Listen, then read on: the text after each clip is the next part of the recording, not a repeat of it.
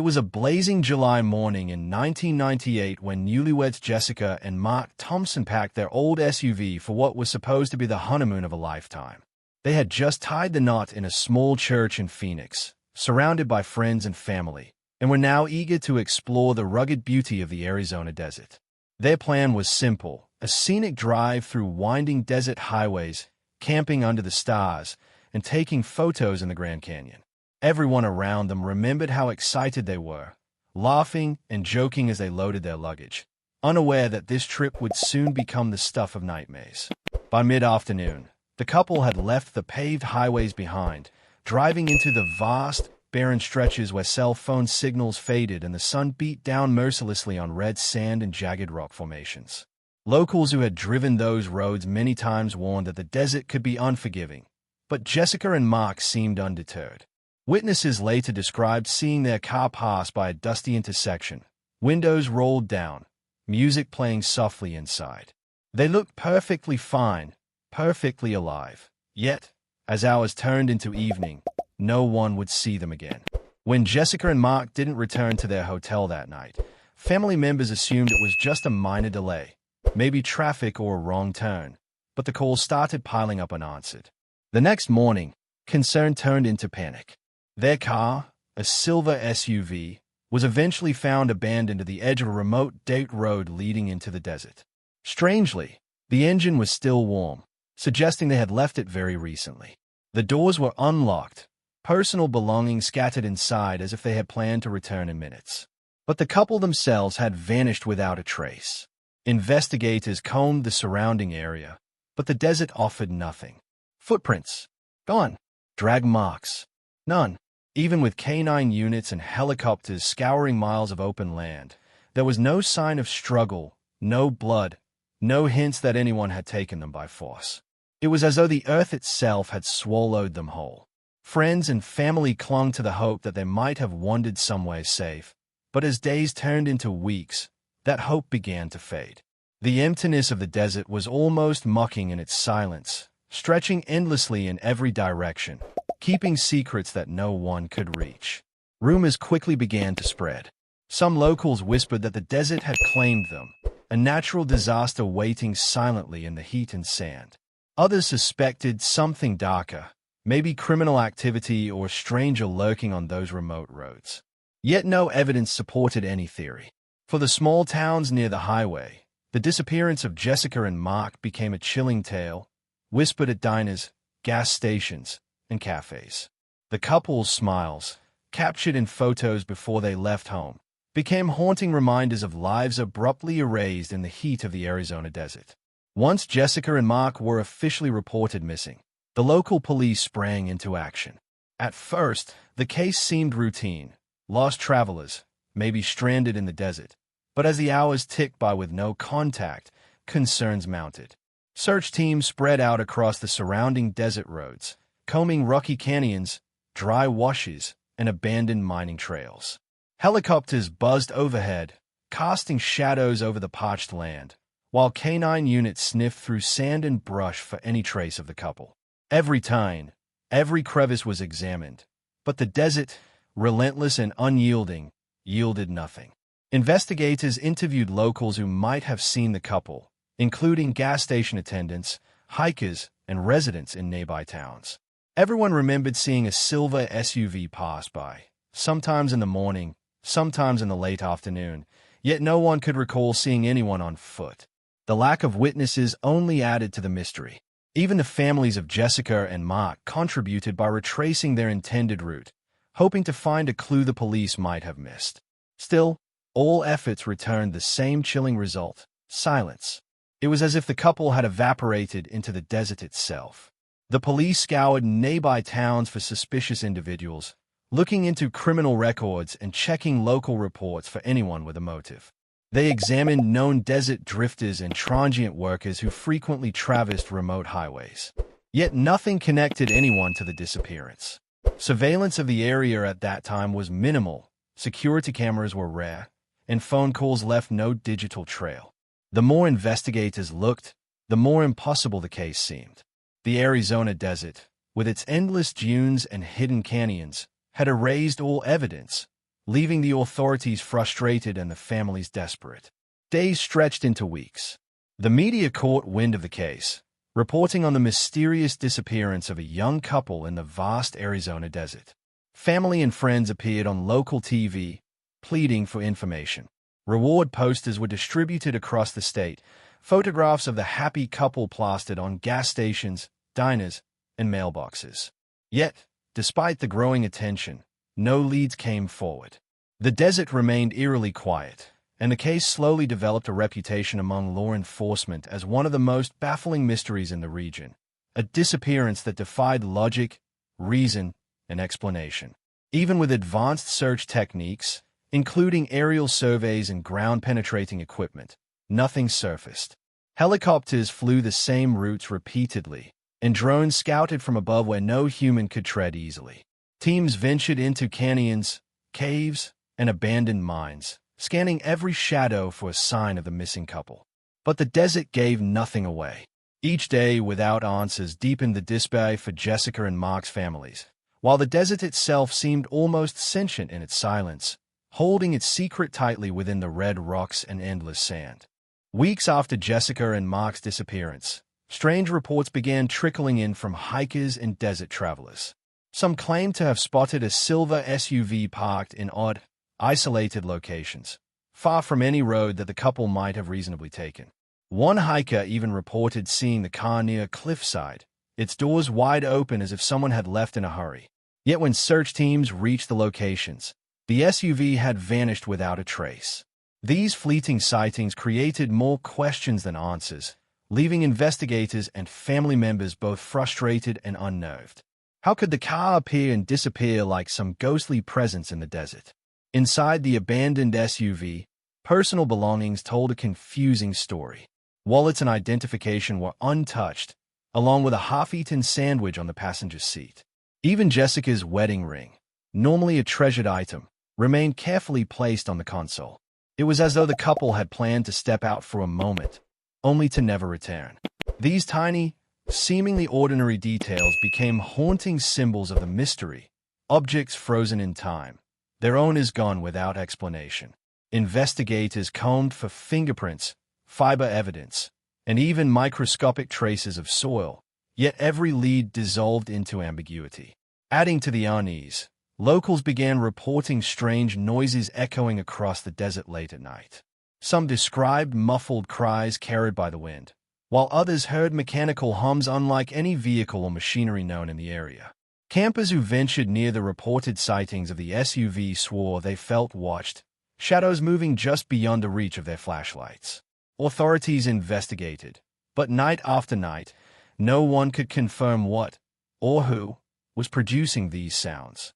The desert silence was deceptive, concealing whispers that refused to be captured. As rumors and sightings spread, conspiracy theories began to surface.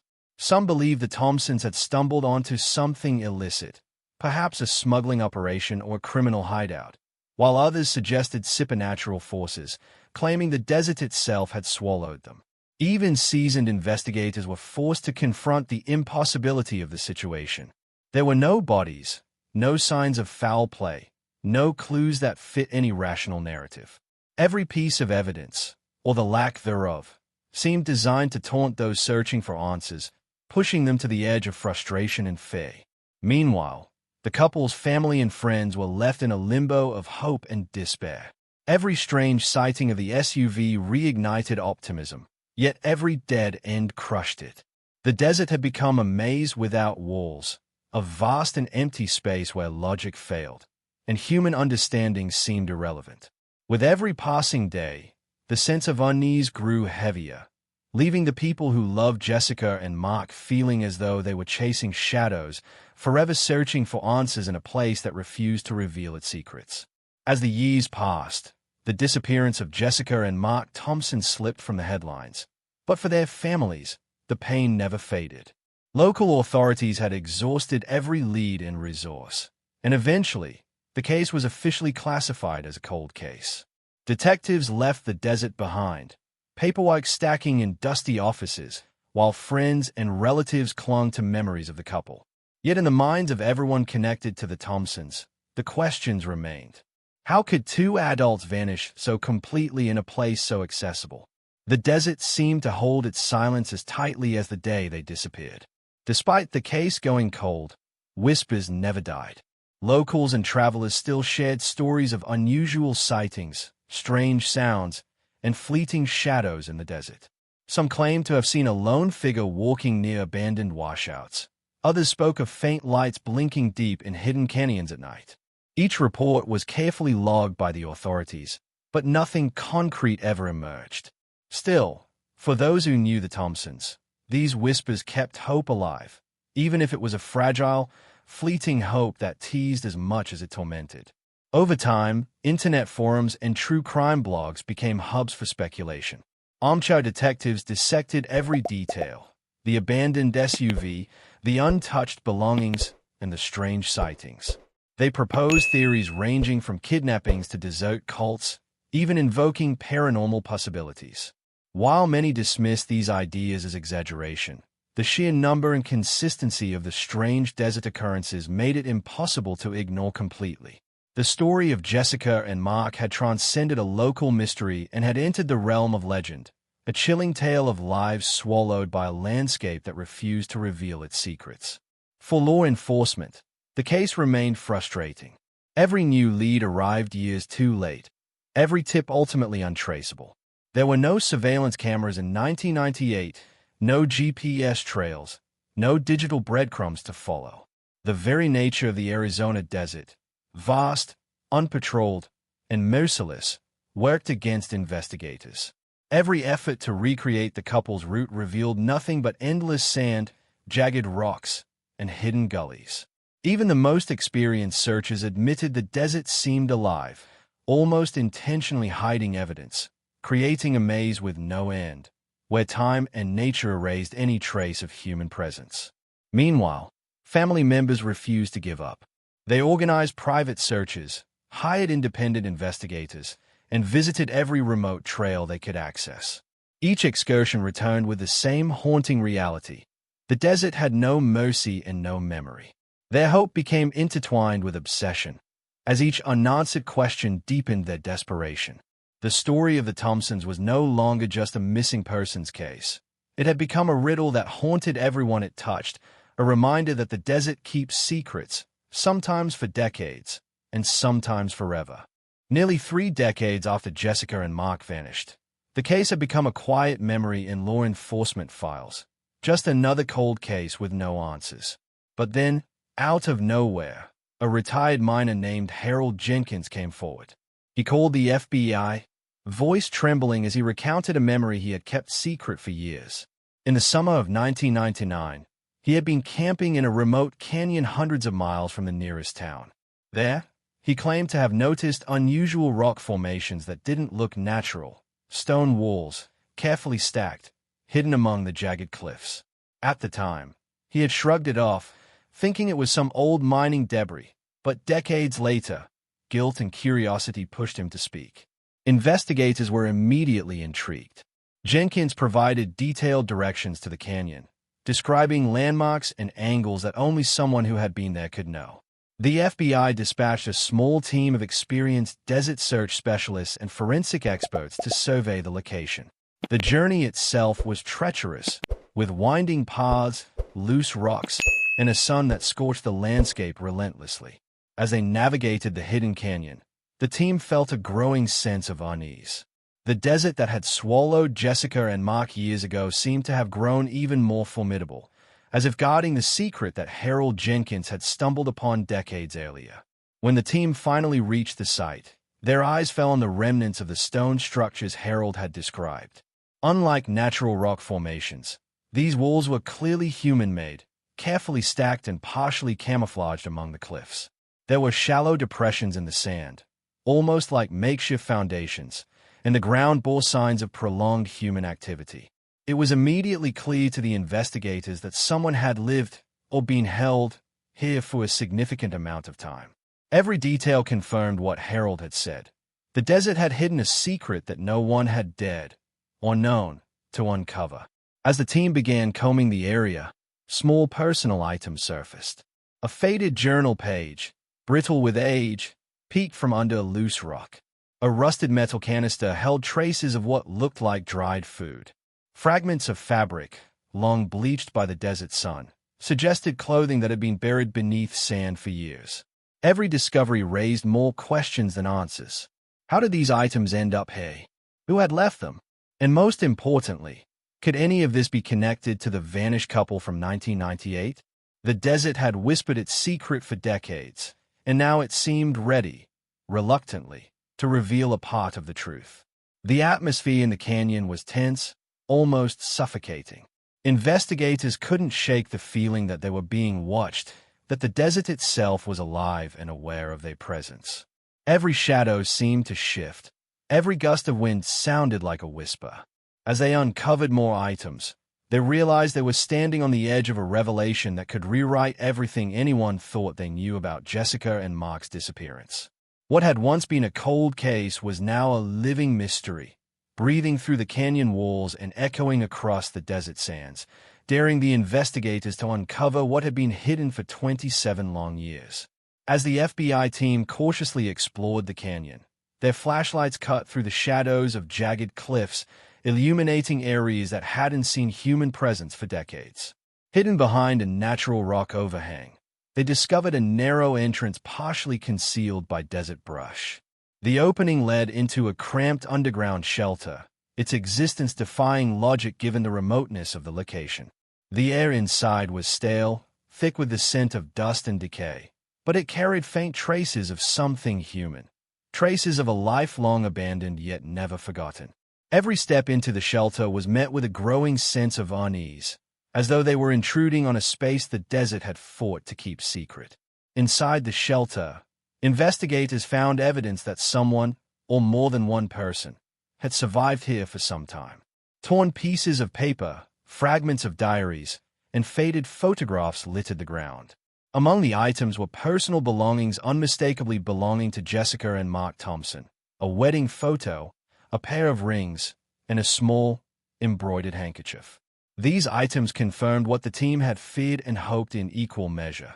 The couple had indeed been here, held or stranded, their fate obscured by time and the unforgiving desert. The very sight of these objects sent chills through the investigators, as though the desert itself was whispering the horrors that had occurred. Further exploration revealed something far more disturbing. Cryptic markings etched into the walls of the shelter. Symbols and patterns, some almost ritualistic, ran along the stone surfaces, interspersed with crude tally marks counting days, weeks, or perhaps months. Among the items were empty containers, makeshift tools, and water bottles long dried out, evidence that someone had tried desperately to survive. Each piece of evidence painted a picture of confinement, struggle, and fear. The investigators were struck by the deliberate nature of the markings. They weren't random. Someone had left a record, perhaps even a warning. The more the team examined the shelter, the clearer it became that Jessica and Mark had not been merely lost. They had been trapped, isolated in this hidden pocket of the desert. Yet even after decades, the signs of life remained palpable.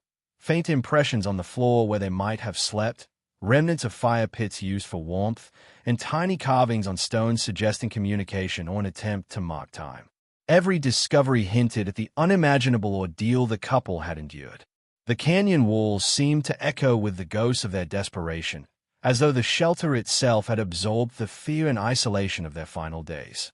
But the most unsettling discovery came when investigators noticed faint traces of a third party's presence. Footprints partially preserved in the sand, fingerprints on the containers, and small, deliberate signs of human activity suggested that someone else had been involved in the Thompsons' disappearance. There was no indication of who this person, or people, might have been, or what had happened to them. The implications were horrifying. The desert had concealed not just a tragedy of nature but a carefully orchestrated crime, one that had remained untouched and undiscovered for 27 long years. Every new piece of evidence added layers of mystery, amplifying the sense of dread that hung over the canyon like an invisible, suffocating cloud. As the FBI continued analyzing the items found in the hidden shelter, forensic experts began to uncover details that made the case even more chilling. DNA evidence recovered from objects inside the canyon revealed the presence of an unknown individual, someone who had clearly interacted with Jessica and Mark. Traces of fingerprints on containers, the walls, and makeshift tools indicated deliberate, careful movements. Whoever had been here was not a passerby. They were a part of the couple's final days and possibly the orchestrator of their disappearance. The realization sent a wave of unease through the team. The desert had not simply swallowed two people, it had concealed a criminal plan executed with chilling precision. Investigators dug deeper into the patterns of disappearances in the region, combing through decades of unsolved cases across the Arizona desert. Their research revealed a disturbing connection. Several other missing persons cases in the late 1980s and 1990s bore eerie similarities. Abandoned vehicles, vanished hikers, and cryptic markings were recurring elements. It became apparent that Jessica and Mark were not victims of random misfortune, but part of a sinister series of disappearances orchestrated by someone who knew how to exploit the isolation of the desert. The full scale of the operation was almost unimaginable, and the thought that their fate had been premeditated sent shivers down the investigators' spines. Among the artifacts, the most unsettling discovery was a small, crudely constructed ledger. It contained the names of individuals, some long missing, written alongside dates and cryptic symbols. Jessica and Mark's names appeared near the top, dated to the summer of 1998. The ledger suggested meticulous planning, as though someone had been keeping track of victims over decades, selecting each carefully and ensuring the desert remained their perfect hiding place. The pattern indicated cold, deliberate calculation. Whoever had done this had vanished just as quietly as their victims, leaving only these haunting remnants for the world to find decades later. Family members were brought to view some of the recovered items, a moment both heart-wrenching and horrifying. Holding Jessica's wedding ring and photographs brought tears, but also anger and fear. They realized the couple had endured more than anyone had imagined, trapped, isolated, and possibly tormented by another human being for weeks or months. The desert had been a prison, and the canyon a silent witness to suffering. Every object, every symbol etched into the walls, told a story of desperation and survival. Yet it was impossible to know exactly what horrors had occurred before the shelter was abandoned. Even more disturbing were the lingering questions that refused to be answered. Who was the third party? Why had Jessica and Mark been taken, or trapped, in this remote canyon? Was the person responsible still alive, hidden somewhere? Or had they disappeared as mysteriously as their victims? The investigators faced the unnerving truth that some aspects of the crime might never be solved.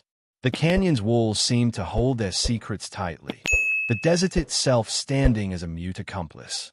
The shocking revelation was undeniable. What had appeared to be a simple case of two missing newlyweds was, in fact, a carefully concealed chapter in a decades-long pattern of desert disappearances, leaving the mystery and terror alive even 27 years later.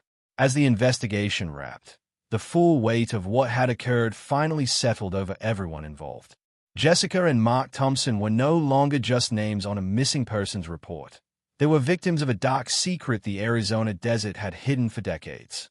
The canyon, silent and unyielding, had kept its story buried, only reluctantly revealing fragments to those who dared to uncover it. Even after 27 years, the echoes of their disappearance lingered, a reminder of how thin the line is between the ordinary and the unimaginable. The FBI's discovery brought closure in some ways, but also left a lingering sense of dread.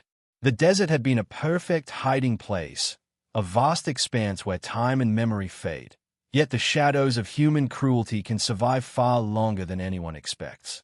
The objects, the markings, the hidden shelter, they spoke of fear, survival, and the presence of a third party whose identity remains unknown.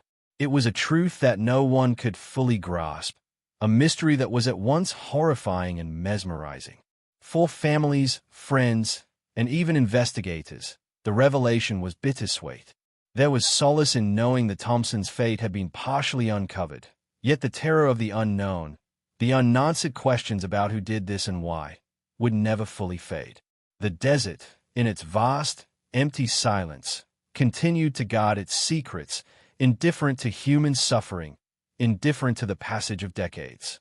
And so, the story of Jessica and Mark remains etched in the memory of those who hear it, a cautionary tale of love, disappearance, and the merciless power of a landscape that can hide both tragedy and evil.